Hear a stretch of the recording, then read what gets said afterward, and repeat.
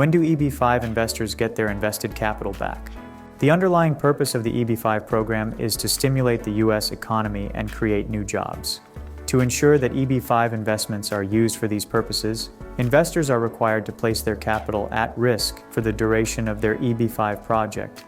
Foreign nationals who wish to obtain permanent residency through the EB-5 program must be open to the possibility of financial loss and financial gain.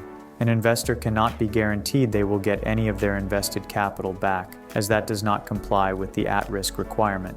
Whether or not EB-5 investors will have their capital returned, and when, depends on the success of the project and the specifics of the offering documents. EB-5 investors must place their capital at risk before filing the I-526E petition. However, there is the possibility of I-526E denial. In these scenarios, how and when the investment capital will be returned varies between projects. For example, some projects will return the capital 1 to 2 years after the denial. Others may guarantee a full refund within 60 to 90 days of the denial. It is important for investors to carefully evaluate a project's offering documentation to determine what will happen to their funds in the case of I-526E petition denial.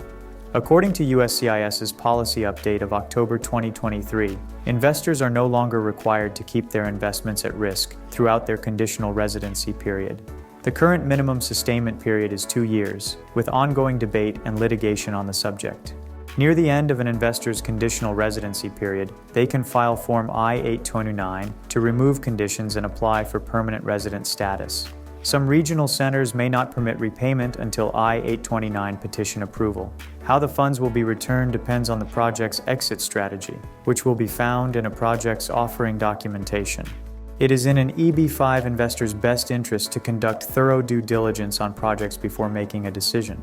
The return of investment capital depends on a number of variables, especially project success and compliance with EB-5 regulations. Proper due diligence can provide an investor insight into these factors and help find a project with the best chance of immigration success and financial return.